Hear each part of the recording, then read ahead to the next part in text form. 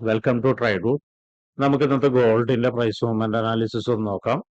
അതിനുവേണ്ടി വീക്കിലി ചാർട്ടാണ് എടുത്തിരിക്കുന്നത്. Weekly chart എടുത്തിരിക്കുന്നത് ഒരു ട്രെൻഡ് ഐഡന്റിഫൈ ചെയ്യാൻ വേണ്ടിയിട്ടാണ്. നോക്കിയാൽ കാണാം, ഈ ഒരു വീക്ക് മാർക്കറ്റ് വളരെ സ്ട്രോങ് ആയിട്ട് മുകളിലോട്ട് കയറിപ്പോയതാണ്. മുകളിലോട്ട് കയറിപ്പോയതിനു ശേഷം ഓൾ ടൈം ഹൈനെ അപ്രോച്ച് ചെയ്തതാണ്. പക്ഷെ മനസ്സിലാവുന്ന എന്താന്ന് വെച്ചിട്ടുണ്ടെങ്കിൽ മാർക്കറ്റ് അവിടെ സസ്റ്റെയിൻ ചെയ്യാതെ വീണ്ടും താഴോട്ടേക്ക് തന്നെ ഇറങ്ങി വരികയാണ്.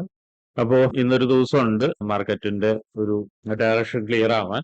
എന്നിരുന്നാലും ഈ ഒരു ഏരിയ, അതായത് ഇപ്പൊ നിൽക്കുന്ന മാർക്കറ്റ് ഇപ്പൊ നിൽക്കുന്ന ഏരിയയിൽ നിന്ന് താഴോട്ടേക്ക് ഇറങ്ങി വരികയാണെങ്കിൽ, അതായത് കുറച്ച് താഴോട്ടേക്ക് ഇറങ്ങി വരികയാണെങ്കിൽ മാർക്കറ്റ് ഈ ഒരു ക്യാൻഡിലിന്റെ ലോ ബ്രേക്ക് ചെയ്യാനുള്ള സാധ്യത ഉണ്ട്. നോക്കിയാൽ കാണാം, ഇവിടെ ഒരു ചെറിയൊരു ഇംബാലൻസ് കാണുന്നുണ്ട്. ആ ഒരു ഇംബാലൻസ് എടുക്കാനുള്ള ഒരു സാധ്യത കാണുന്നുണ്ട്. അപ്പൊ അതുകൊണ്ട് ഒരു പക്ഷെ മാർക്കറ്റ് കുറച്ചുകൂടി താഴോട്ടേക്ക് ഇറങ്ങി വരികയാണ്, അല്ലെങ്കിൽ റിജക്ഷൻ ക്യാൻഡിലായിട്ട് വരികയാണെങ്കിൽ അവിടെ വരെ എത്താനുള്ള ഒരു സാധ്യത കാണുന്നുണ്ട്. അപ്പോ അതൊന്ന് പറയാൻ വേണ്ടിയിട്ടാണ് വീക്കിലി ക്യാൻഡിൽ എടുത്തത്. ഇനി നമുക്ക് ഡേ ക്യാൻഡിലേക്ക് പോവാം. ഡേ ക്യാൻഡിലേക്ക് വരുന്ന സമയത്ത് നേരത്തെ പറഞ്ഞ പോലെ തന്നെ നോക്കിയാൽ കാണാം, മാർക്കറ്റ് ഇവിടെ സസ്റ്റെയിൻ ചെയ്യാതെ താഴോട്ടേക്ക് ഇറങ്ങി വന്നിട്ടുണ്ട്. ഇനിയിപ്പോ വരുന്ന ഒരു ഏരിയ എന്ന് പറയുന്നത് നല്ലൊരു സപ്പോർട്ട് ഏരിയ ആണ്. നോക്കിയാൽ കാണാം, ഇതൊരു നല്ലൊരു സപ്പോർട്ട് ഏരിയ ആണ്. അപ്പോ മാർക്കറ്റ് എന്തായാലും ഈ സപ്പോർട്ട് ഏരിയയിലേക്ക് എത്തും, അല്ലെങ്കിൽ സപ്പോർട്ട് ഏരിയയിൽ വന്ന് സപ്പോർട്ട് എടുക്കുമെന്ന് തന്നെയാണ് വിശ്വസിക്കുന്നത്. ഏറെക്കുറെ അവിടേക്ക് എത്തിയിട്ടുണ്ട്, ആ ലെവലിലേക്ക് എത്തിയിട്ടുണ്ട്. അപ്പൊ ഇനി ഇവിടെ വന്നതിന് ശേഷം മാർക്കറ്റ് എങ്ങനെ ബിഹേവ് ചെയ്യാന്നുള്ളത് നമുക്ക് കുറച്ച് ചെറിയ ടൈം ഫ്രെയിമിൽ പോയതിനു ശേഷം എടുക്കാം. അത് എങ്ങനെയാണെന്നുള്ളത് നോക്കിയെടുക്കാം. ഇത്രയാണ് പ്രധാനപ്പെട്ട ഏരിയാസ് വൺ ഡേയിലുള്ളത്. ഇനി നമുക്ക് 1 ഹവറിൽ പോയിട്ട് കൂടുതൽ ഏരിയാസ് നോക്കാം. അതിനു മുന്നേ ഇന്നത്തെ പ്രധാനപ്പെട്ട ന്യൂസുകൾ എന്തെങ്കിലും ഉണ്ടോ എന്നുള്ളത് നോക്കാം.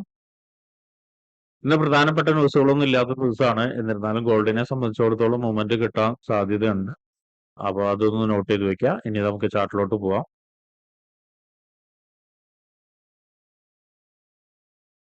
ചാർട്ടിലോട്ട് വരുന്ന സമയത്ത് നമ്മൾ നേരത്തെ വരച്ച ഒരു സപ്പോർട്ട് ഏരിയ ആണ് ഈ കാണുന്നത്. അതുപോലെ തന്നെ റെസിസ്റ്റൻസ് ഏരിയ ഉണ്ടായിരുന്നു മുകളിൽ. നമുക്ക് അതൊന്ന് കുറച്ച് അഡ്ജസ്റ്റ് ചെയ്ത് വെക്കാം, താഴോട്ടേക്ക് ഇറക്കി വെക്കാം. അപ്പൊ ഇതൊന്ന് റിമൂവ് ചെയ്യുന്നുണ്ട്. ഈ ഒരു ലെവലിലാണ് ഇപ്പൊ ഒരു സപ്പോർട്ട് ഏരിയ വരയ്ക്കുന്നത്. ആ ഒരു ലെവലിലേക്ക് മാർക്കറ്റ് എത്തുകയാണെങ്കിൽ ഒരുപക്ഷെ ഒരു സപ്പോർട്ട് എടുക്കാനുള്ള സാധ്യതയുണ്ട്. ഇപ്പോൾ മാർക്കറ്റ് നിൽക്കുന്ന ഏരിയയും വളരെ സ്ട്രോങ് ആയിട്ടുള്ള ഏരിയ തന്നെയാണ്. നേരത്തെ പറഞ്ഞ പോലെ തന്നെ ഇവിടെയായിരുന്നു നേരത്തെ ഡേയുടെ സപ്പോർട്ട് ഏരിയ ഉണ്ടായത്. കുറച്ച് താഴോട്ടേക്ക് ഇറക്കി വെച്ചതാണ്. ഇനി ആ സപ്പോർട്ട് ഏരിയയുടെ റേഞ്ച് ഒന്ന് മാർക്ക് ചെയ്തിടാം. സപ്പോർട്ട് ഏരിയയുടെ റേഞ്ച് എന്ന് പറയുന്നത് 3250.100, അതുപോലെ 3199.620 ആണ് സപ്പോർട്ട് ഏരിയയുടെ റേഞ്ച് എന്ന് പറയുന്നത്. അതുപോലെ തന്നെ നമുക്ക് നല്ലൊരു റെസിസ്റ്റൻസ് ഏരിയയും കാണാം ഇവിടെ. കഴിഞ്ഞ തവണ നിന്നൊരു റെസിസ്റ്റൻസ് ഏരിയ ആണത്. വളരെ ക്ലിയർ ആയിട്ട് നിന്നൊരു റെസിസ്റ്റൻസ് ഏരിയ ആയിരുന്നു. ഇതിനെ ബ്രേക്ക് ചെയ്തിട്ടാണ് മാർക്കറ്റ് മുകളിലോട്ട് കയറിപ്പോയത്. അപ്പോൾ ആ റെസിസ്റ്റൻസ് ഏരിയയും മാർക്ക് ചെയ്തിടുന്നുണ്ട്. നോക്കിയാൽ കാണാം, ആ ഏരിയയിലേക്ക് ഇന്നലെ മാർക്കറ്റ് വന്ന് ഒരു റെസിസ്റ്റൻസ് എടുത്തിട്ട് താഴോട്ടേക്ക് ഇറങ്ങി വന്നിട്ടുണ്ട്. അപ്പൊ ആ റെസിസ്റ്റൻസ് ഏരിയയുടെ പ്രൈസ് റേഞ്ച് ഒന്ന് നോക്കാം. 3321.790, അതുപോലെ 3389.820 ആണ് വരുന്നത്. അപ്പൊ ഇത്രയാണ് 1 ഹവറിലെ പ്രധാനപ്പെട്ട ഏരിയാസ്. മറ്റൊരു കാര്യം കൂടി ഉണ്ട്. ഇപ്പൊ മാർക്കറ്റ് നിൽക്കുന്നത് ഒരു FEGയിലാണ്. അത് നേരത്തെ പറഞ്ഞിട്ടുണ്ടായിരുന്നു, ഒന്നുകൂടി വേണമെങ്കിൽ മാർക്ക് ചെയ്തിടാം. ആ FEGനെ കൂടിയിട്ട് മാർക്ക് ചെയ്തിടാം. ആ FEG റേഞ്ച് എന്ന് പറയുന്നത് 3284, അതുപോലെ 3265,600 ആണ് കാണുന്നത്. അപ്പൊ അതൊന്ന് നോട്ട് ചെയ്ത് വെക്കുക. ഈ FEGയുടെ പ്രത്യേകത എന്നും കൂടി നോക്കിയാൽ കാണാം, ഇവിടെ എന്തുണ്ട്, ഇവിടെ നല്ലൊരു മൾട്ടിപ്പിൾ ടച്ച് വന്ന ഒരു ഏരിയയും കൂടിയാണ്. അപ്പൊ ഒരു സ്ട്രോങ് ഏരിയ ആണ്. അപ്പൊ അതൊന്ന് നോട്ട് ചെയ്ത് വെക്കുന്നത് നന്നായിരിക്കും. അപ്പൊ ഇത്രയാണ് പ്രധാനപ്പെട്ട ഏരിയാസ് 1 ഹവറിൽ മാർക്ക് ചെയ്തിരിക്കുന്നത്. ഇനി 50 മിനിറ്റ്സിലോട്ട് പോവാം. 50 മിനിറ്റ്സിലോട്ട് വരുന്ന സമയത്ത് നമ്മൾ നേരത്തെ മാർക്ക് ചെയ്ത സപ്പോർട്ട് ഏരിയനെ ഒന്ന് അഡ്ജസ്റ്റ് ചെയ്ത് വെക്കുന്നുണ്ട്. അപ്പൊ അതിന്റെ റേഞ്ചും മാറ്റം വരുന്നുണ്ട്. നോക്കിയാൽ കാണാം, 3246,100, അതുപോലെ 3221 എന്നാണ് കാണിക്കുന്നത്. കാരണം എന്താന്ന് വെച്ചിട്ടുണ്ടെങ്കിൽ ഇവിടെ നോക്കിയാൽ കാണാം, മൾട്ടിപ്പിൾ ടച്ച് ഇവിടെ കൂടുതൽ വന്നിട്ടുണ്ട്. അപ്പൊ അതുകൊണ്ടാണ് ഇങ്ങോട്ടേക്ക് അഡ്ജസ്റ്റ് ചെയ്ത് വെക്കുന്നത്. ഇനി രണ്ടറി സാധ്യത എന്ന് പറയുന്നത് ഇപ്പൊ ഒരു FEG കാണുന്നുണ്ട്. ഈ FEGയെ റെസ്പെക്ട് ചെയ്യുന്നുണ്ടോ എന്നുള്ളത് നോക്കണം. റെസ്പെക്ട് ചെയ്യാന്ന് വെച്ചാൽ ഇവിടെ നിന്നൊരു കൺഫർമേഷൻ കിട്ടുകയാണെങ്കിൽ മാർക്കറ്റ് ഒന്ന് മുകളിലോട്ട് പോകാൻ സാധ്യത കാണുന്നുണ്ട്. അങ്ങനെയാണെങ്കിൽ ഈ ഒരു ഏരിയയിലേക്കോ അല്ലെങ്കിൽ അതിന്റെ തൊട്ട് മുകളിലോട്ടോ വന്നു കഴിഞ്ഞ ശേഷം മാർക്കറ്റ് വീണ്ടും ഒരിക്കൽ കൂടി താഴോട്ടേക്ക് ഇറങ്ങാം. കാരണം ഇവിടെ ഒരു നല്ലൊരു സപ്ലൈ നടന്ന ഒരു ഏരിയ ആണ്. അപ്പൊ അതുകൊണ്ടാണ് തൊട്ട് മുകളിലോട്ടോ എന്ന് പറഞ്ഞത്. വന്നിട്ട് താഴോട്ടേക്ക് ഇറങ്ങാം. അല്ല കൺഫർമേഷൻ കിട്ടുന്നില്ല എന്നുണ്ടെങ്കിൽ മാർക്കറ്റ് ഡയറക്റ്റ് ബ്രേക്ക്ഔട്ട് കിട്ടുകയാണെങ്കിൽ വീണ്ടും താഴോട്ടേക്ക് തന്നെയാണ് എക്സ്പെക്ട് ചെയ്യേണ്ടത്. ഈ ഒരു സപ്പോർട്ടിൽ എത്തിക്കഴിഞ്ഞാൽ ശ്രദ്ധിക്കേണ്ട കാര്യം നോക്കിയാൽ കാണാം, ഇവിടെ നല്ലൊരു സ്ട്രോങ് ആയിട്ടുള്ള ഒരു സപ്പോർട്ട് ഏരിയ ആണ്. ഒരു പക്ഷെ ഒന്ന് ചിലപ്പോൾ ഒരു കൺഫർമേഷൻ എടുത്തിട്ട് വീണ്ടും ഒരിക്കൽ കൂടി പോകും, ഇതുപോലെ തന്നെ ഒരിക്കൽ കൂടി പോകും. അങ്ങനെ പോയി കഴിഞ്ഞാൽ വീണ്ടും താഴോട്ടേക്ക് വീഴാനുള്ള സാധ്യത ഉണ്ട്.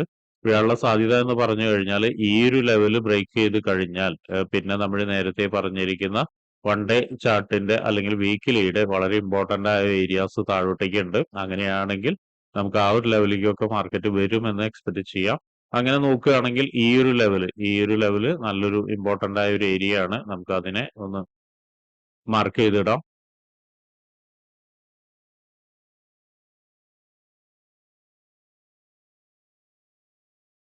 ഈ ലെവലിന്റെ പ്രൈസ് റേഞ്ച് എന്ന് പറയുന്നത് 3135 അതുപോലെ തന്നെ 3103,500 ആണ്. അതൊന്ന് നോട്ട് ചെയ്ത് വെക്കുക. അതിന്റെ ഉള്ളിൽ ചെറുതായിട്ട് മറ്റൊരു ഏരിയയും കൂടി ഇവിടെ കാണുന്നുണ്ട്. അതും കൂടി ഒന്ന് നോട്ട് ചെയ്ത് വെക്കുന്നത് നന്നായിരിക്കും. അതിനെ ഒന്ന് മാർക്ക് ചെയ്ത് വെക്കുക. ഒരു മൈനർ റെസിസ്റ്റൻസ് ഇവിടെ കാണുന്നുണ്ട്. ചിലപ്പോൾ മാർക്കറ്റ് അതിനെ റെസ്പെക്ട് ചെയ്യാനും സാധ്യതയുണ്ട്. ഓൾറെഡി ആ റെസിസ്റ്റൻസിൽ വന്നിട്ടാണ് മാർക്കറ്റ് കയറിപ്പോയത്. അപ്പോൾ അതിന്റെ റേഞ്ച് കൂടി ഒന്ന് നമുക്ക് നോട്ട് ചെയ്ത് വെക്കുന്നത് നന്നായിരിക്കും. അതിന്റെ റേഞ്ച് വരുന്നത് 3184.230 അതുപോലെ 3204.960 ആണ്. അപ്പൊ അതൊന്ന് നോട്ട് ചെയ്ത് വെക്കുക. അപ്പൊ ഇങ്ങനെയാണ് സെൽ എൻട്രിയുടെ സാധ്യത. ഇനിയിപ്പോ ബൈ എൻട്രി എന്ന് പറയുന്നത് കുറച്ച് ബുദ്ധിമുട്ടുള്ളതാണ്, പക്ഷെ പറയാൻ പറ്റില്ല. നമുക്ക് നല്ലൊരു സപ്പോർട്ട് എടുത്ത് പോവുകയാണെങ്കിൽ ബൈ എൻട്രി നമുക്ക് എക്സ്പെക്ട് ചെയ്യാം. അങ്ങനെ നോക്കുകയാണെങ്കിൽ ഈ ഒരു ലെവലിന്റെ മുകളിലേക്ക് പോവുകയാണെങ്കിൽ നമുക്കൊരു ബൈ എൻട്രി എക്സ്പെക്ട് ചെയ്യാവുന്നതാണ്. പക്ഷെ പ്രശ്നം ഈ ഒരു സപ്ലൈ ഏരിയയിൽ നിന്ന് വീണ്ടും ചിലപ്പോൾ ഒരുപക്ഷെ താഴോട്ടേക്ക് ഇറങ്ങി വരാനുള്ള സാധ്യത ഉണ്ട്. അപ്പോൾ അതുകൊണ്ട് തന്നെ ബൈ എൻട്രി എടുക്കുന്ന സമയത്ത് നല്ലൊരു കൺഫർമേഷൻ വേണം. ആ ഒരു കൺഫർമേഷൻ ഈ ഒരു ലെവലിന്റെ മുകളിലേക്ക് മാത്രം നോക്കുന്നതായിരിക്കും ഇത്തിരി നല്ലത്. അല്ലെങ്കിൽ അതിന്റെ താഴെ വരുന്ന ഓരോ മൂവ്മെന്റും പക്ഷെ വീണ്ടും സെല്ലിലേക്ക് തന്നെ വരാനുള്ള സാധ്യത കാണുന്നുണ്ട്. അപ്പൊ അതൊന്ന് ഓർമ്മയിൽ വെക്കുക.